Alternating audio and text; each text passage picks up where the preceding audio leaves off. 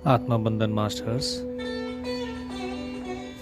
आज म अमृत बिन्दुको चौथो विषय र पाँचौं विषय रेकर्डिङ गर्न गइरहेको छौँ। चौथो विषय रहेको छ जीवनको उद्देश्य र पाँचौं विषय रहेछ अरूको दोष देख्नु सबैभन्दा ठुलो भुल। सर्वप्रथम ब्रह्मश्री पितामह पत्रीजी, महाअवतार बाबा, सिद्धार्थ गौतम बुद्ध, पिरामिड मास्टर कान्ति भण्डारी म्यामलाई कोटि कोटि नमन छ। उहाँले मलाई यो रेकर्डिङ गर्ने अवसर दिनुभएकोमा म धेरै धेरै कृतज्ञता छु। जीवनको उद्देश्य प्रत्येक क्षण प्रत्येक पल प्रसन्नतापूर्वक रहनु नै जीवनको उद्देश्य हो। सम्पन्नता होस् अथवा विपन्नता, विजय होस् अथवा पराजय, मान मिलोस् अथवा अपमान मिलोस्, एक्लै छौँ अथवा समूहका बीचमा छौँ, जन्मको समय होस् अथवा मृत्युको, प्रत्येक परिस्थितिमा प्रसन्नतापूर्वक रहनु पर्दछ।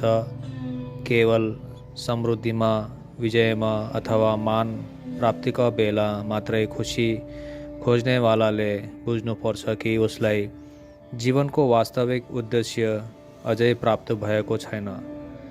जति हाम्रो आफ्नो खुसीको महत्ता छ त्यति नै अरूको खुसीको पनि हुनुपर्छ। आफ्नो मौन जति महत्त्वपूर्ण छ त्यति नै अरूको पनि हुन्छ। आफ्नो एकान्त जति महत्त्वपूर्ण हुन्छ त्यति नै अरूको पनि हुन्छ। यस्तो सोचेर यस प्रकार जीवन जिउनु नै जीवनको उद्देश्य हो। यसैको नाम हो आध्यात्मिक तत्त्व। केवल आफ्नो विजयको कामना गर्नु, आफ्नै मात्रै सुख चाहनु निम्न श्रेणीको प्रापञ्चिक तत्त्व हो, जसमा न त अरूको विजयको कामना छ न अरूको सुखको। अरूको हानिमाथि आधारित सुख तल खसेको प्रापञ्चिक तत्त्व हो। यसैलाई बाटो देखाउनेवाला आध्यात्मिकता हो। जीवनको उद्देश्यका दुईटा भाग छन्।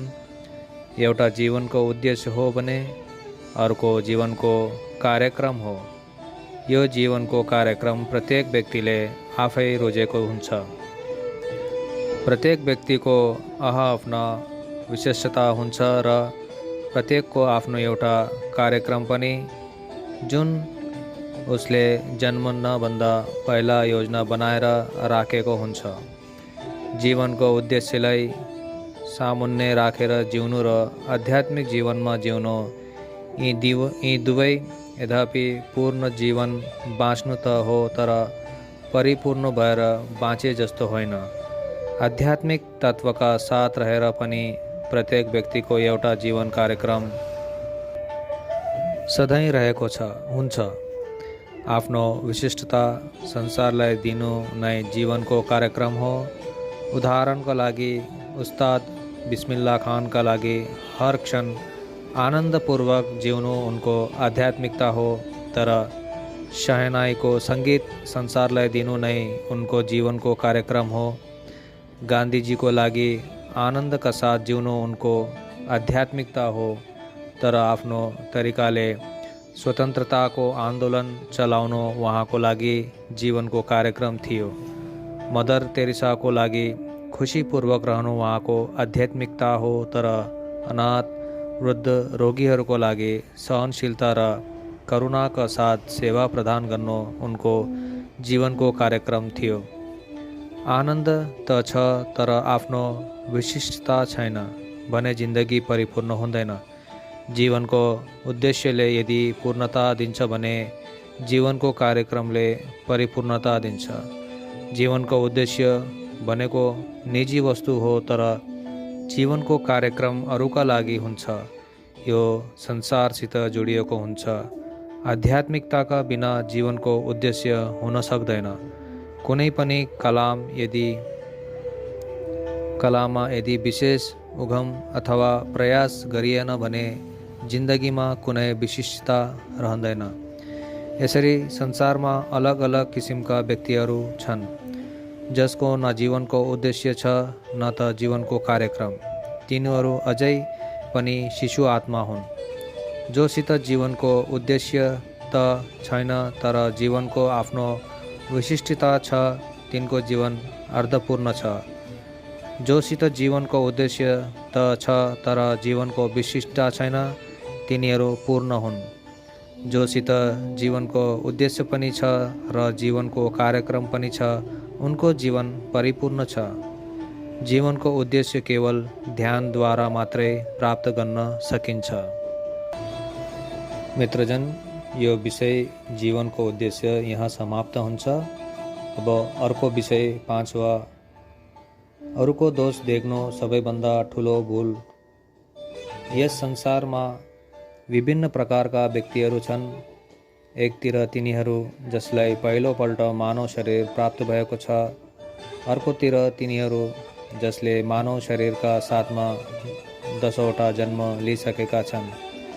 तेस्रो थरीका तिनीहरू जसले मानवको रूपमा 20 जन्म लिएका छन्, अथवा तिनीहरू जसले यस्तो 100 अथवा 500 जन्म लिएका छन्।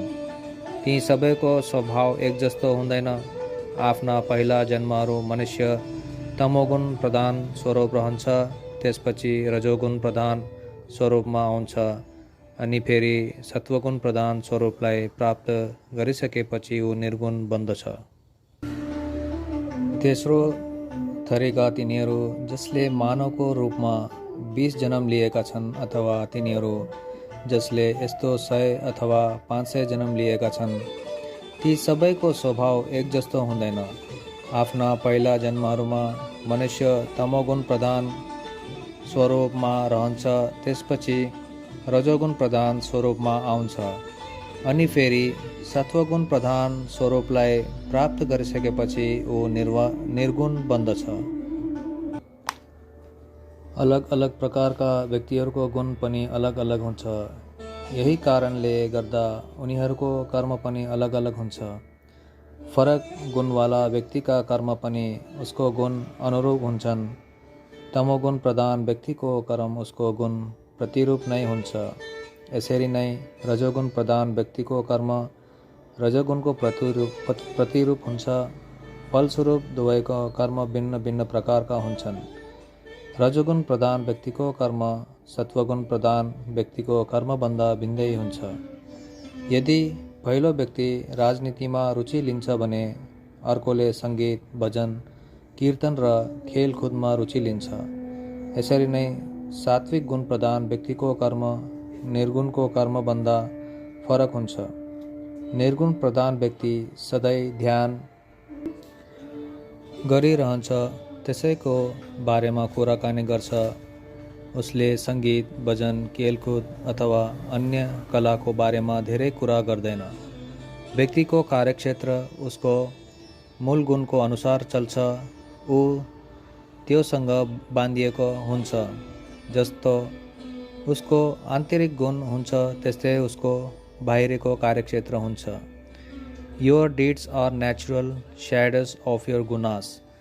तपाईको कर्म तपाईको स्वधर्मको प्रतिछाया हो। गुण र कर्ममा भिन्नता हुनु सम्भव छैन। के गुण यति चाँडै बदलिन्छ र? होइन, बिल्कुल होइन। यो बिस्तारै बिस्तारै बदलिने कुरा हो। तर कसैको पनि कर्मको निन्दा गर्ने हामीलाई अधिकार छैन। अर्थात् हामीले अरूको निन्दा गर्नु हुँदैन। आत्मा त सानो बच्चा जस्तै बिस्तारै बिस्तारै अगाडि बढ्दछ। सुरुमा एउटा शिशु जस्तै हुन्छ, फेरि बिस्तारै बिस्तारै ठुलो पाइला लिएर हिँड्न थाल्छ। 5 जन्मसम्म पनि उसको जस्तो गुण हुन्छ ऊ त्यसरी नै रहन्छ। 50 जन्मपछि बल्ल उसको गुण बदलिन्छ। यसरी 1000 जन्मपछि यसमा निश्चित रूपले परिवर्तन आउँछ। त्यसो भए गल्ती कहाँनिर भयो त? गल्ती त कतै पनि भएको छैन। अपितु गल्ती खोज्नु सबैभन्दा ठुलो अपराध हो। आरम्भमा प्रत्येक मनुष्यलाई तमोगुणमै रहनु छ, त्यसपछि केही अन्य जन्ममा रजोगुणमा रहनु छ, त्यसपछि केही अन्य जन्ममा सत्वगुण रहनु छ, अन्तमा ऊ निर्गुण बन्दछ। जिसस क्राइस्ट भन्नुहुन्छ, जज ए नट। एउटा वेश्यालाई डुङ्गा हानिरहेको देखेर उहाँले भन्नुभयो कि तपाईँहरूमध्ये केवल त्यस व्यक्तिले मात्रै उसलाई डुङ्गा हान्न सक्छ जसले आफू कहिले केही गलत गरेको छैन। यसपछि सबै व्यक्तिहरूले डुङ्गा हान्न बन्द गरिदिए। सबै व्यक्ति आफ्नो स्थायी स्वभावको अनुरूप कर्म गर्दछन्, चाहे त्यो राम्रो होस् अथवा नराम्रो। त्यसैले हामीले कसैको पनि कामको निन्दा गर्नु हुँदैन। The best way to serve yourself is to do meditation. The best way to help others is to teach the science of meditation. यदि व्यक्ति आफ्नो कल्याण चाहन्छ भने उसले ध्यान गर्नुपर्छ र यदि ऊ सबैको कल्याण गर्न चाहन्छ भने उसले सबैलाई ध्यान शास्त्र सिकाउनुपर्छ। भगवान कहाँ छन्? सबै व्यक्ति 7वटा स्थितिहरूमा रहन्छन् जुन उसको 7वटा शक्ति केन्द्र हुन्, जस्तै मूलाधार, स्वाधिष्ठान, मणिपुर। यी 3वटा तलको स्थितिमा हुन्छन् र यिनको प्रभावमा रहनेवाला व्यक्ति लैकिक जीवनमा इन्द्रियहरूको वशमा रहन्छ। इन्द्रियहरूको आधीन भएर ब्रह्मा प्रपञ्चमा भगवान कतै देखा पर्छन् कि यस्तो सोचेर मन्दिरमा ईश्वरलाई खोजिरहन्छन्। धेरै परिश्रम गर्छन्, पूजा उपवास इत्यादिमा समय, शक्ति र धन खर्च गरिरहन्छन्। अर्को स्तरका व्यक्तिहरू माथिल्लो 3वटा चक्रको स्थितिमा रहन्छन्, जस्तै अनाहत, विशुद्ध र आज्ञा चक्र। ती व्यक्तिहरू इन्द्रियहरूलाई बाहिर होइन अन्तर्मुखी गरेर ईश्वरलाई आफूभित्रै स्थिति भएको मान्दछन्। उनीहरू ईश्वरलाई भित्रै खोज्दछन्, तर ध्यान सुकर्म गरिसकेपछि पनि उनीहरूलाई ईश्वरको बारेमा जानकारी हुँदैन। खोज्नेवाला स्वयं भगवान हो। तेस्रो थरीको व्यक्तिहरू सहस्रार चक्रको स्थितिमा व्यवहार गर्दछन्। उनका अनुसार ईश्वर न त बाहिर छ न त भित्र छ। खोज्नेवाला स्वयं आफै भगवान हो। उनीहरू आफूलाई भगवान नै मान्दछन्। उनीहरू हामी सबैमा ईश्वरत्व व्याप्त छ भन्ने कुरा मान्दछन्। त्यो सर्वत्र व्याप्त अनन्त विभूति हो भन्ने कुरा उनीहरूलाई थाहा हुन्छ। यस सत्यलाई जानेर तिनीहरू निर्मल चरित्रका साथ आफैमा चिन्मय स्थितिमा रहन्छन्, आनन्दित रहन्छन्। हाम्रो यो शरीर लगाएको लुगा समान हो। यस शरीरमा बस्नेवाला आत्मा नै भगवान हो। उनीहरूले यस सत्यलाई जानेका हुन्छन्। Perspective creates perception. हामी आफ्नो दृष्टिले चिजहरूलाई देख्छौँ। यदि हाम्रो नजरमा केही कमी छ भने देखा पर्नेवाला चिज पनि नराम्रो देखिन्छ, जबकि कमी कमजोरी बाहिर नभएर हामी आफै भित्र हुन्छ। यदि कुनै व्यक्तिलाई कमलपत्ती हुन्छ भने उसलाई प्रत्येक कुरा पहिलो देखा पर्छ। जुन रङको ऐनाले हेर्छ त्यस्तो रङको बाहिरी संसार देखिन्छ। यदि हामी शैतान जै जै भने सारा संसार शैतान जै लाग्छ र यदि हामी भगवान हो भने सारा संसार भगवान जस्तै देखा पर्छ। देखा पर्ने वस्तुको रूप हाम्रो दृष्टिमाथि आधारित हुन्छ। डोरीलाई देखेर यदि सर्पको भ्रम उत्पन्न हुन्छ भने त्योसित हामीलाई सर्प जस्तै डर पनि लाग्दछ। यदि हामीले आफ्नो नजरलाई स्वस्थ राख्नु छ भने वस्तु जस्तो देखा पर्छ त्यसलाई त्यसरी नै चिन्ने बानीको विकास गर्नुपर्नेछ। अनि मात्रै हामी सत्यतिर अगाडि बढ्न सक्छौँ। भ्रमबाट मुक्त भएर अप्रमत्त बन्नेछौँ। जब हामीसित सत्यता हुन्छ तब हामी आफ्नो समर्थलाई उपयोगी र गुणात्मक रूपमा प्रयोग गरेर त्यसमाथि विजय प्राप्त गर्न सक्छौँ। जबसम्म हाम्रो चेतना मूलाधारमा रहन्छ तबसम्म जीवन नरक जस्तो हुन्छ। त्यही चेतना सहस्रारमा पुगेपछि स्वर्ग जस्तो आनन्द प्राप्त हुन्छ। हामीले दिन प्रतिदिन आफ्नो चेतना र दृष्टिलाई विकसित गर्नुपर्छ। चेतनाको विस्तारको लागि हामीले आफ्नो मनलाई स्थिर गर्नुपर्छ। चञ्चल मनलाई स्थिर गर्न साथ भित्रको चेतनाको विस्तार हुन थाल्दछ, जसका लागि हामीलाई ध्यान साधनाको आवश्यकता पर्छ। जति धेरै ध्यान त्यति नै धेरै स्थिरता, त्यति नै धेरै चेतनाको विस्तार र त्यति नै धेरै विवेकको अभिवृद्धि हुन्छ। सत्यको दर्शन हुन थाल्छ। विश्वको रहस्य जस्तो छ त्यस्तै प्रकाशित हुन थाल्छ। सहस्रार स्थितिमा हाम्रो चेतनामा स्थिरता आउँछ। साधना लगातार चलिरहन्छ। प्रत्येक कार्य गर्ने बेला हामी लगनका साथ काम गर्छौँ। निरन्तरको अभ्यासले हामी स्वयं पनि शारीरिक रूपले स्वस्थ रहन्छौँ। हाम्रो मन एकाग्र हुन थाल्छ र हामी ध्यानमा अगाडि बढ्न थाल्छौँ। हाम्रो हेर्ने दृष्टिकोण प्रत्येक कुरा र कार्यमा मधुरता बढ्न थाल्छ। सम्पूर्ण संसार सुन्दर र विश्वमय हुन्छ। यस्तो स्थिति आएपछि हामी आफ्नो भविष्यलाई सुधार्ने कुरा गर्न थाल्छौँ। यी कुराहरू वरदान स्वरूप पनि हुन सक्छन् र अभिशाप स्वरूप पनि हुन सक्छन्। आफ्नो दृष्टिद्वारा नै विज्ञता आउँछ।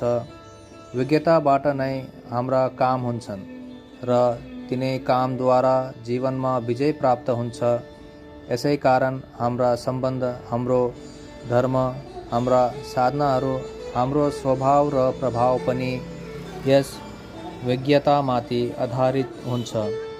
जसरी एउटा वीणावादकले आफ्नो वीणाबाट एउटा सुन्दर गीत निकाल्न सक्छ, त्यसरी नै एउटा बुद्धले आफ्नो ओठद्वारा आफ्नो कुरा भन्छ, जसले आफूलाई बाँसुरी बनाएर त्यसबाट दिव्य रागलाई जन्म दिन सक्छ। आफ्नो चेतनालाई ध्यान साधनाद्वारा विस्तृत गर्दै आफ्ना प्रत्येक कार्यक्रमलाई सन्तुष्ट भावले निभाएर अगाडि बढ्नु नै जीवनको परम सोपान हो। धन्यवाद। सम्पूर्ण आत्मीयजनलाई श्रद्धापूर्वक र ध्यानपूर्वकमा सुनिदिएकोमा। यदि मेरो पढाइमा केही भाषामा केही गल्ती भयो भने म क्षमा चाहन्छु सबैसित। धेरै धेरै धन्यवाद। हाम्रो आत्मबिन्दुको यो रेकर्डिङ यहीँ समाप्त हुन्छ। अर्को रेकर्डिङको साथ म फेरि आउनेछु। तपाईँको पिरामिड मास्टर मिन विष्ट। धन्यवाद, धन्यवाद, धन्यवाद।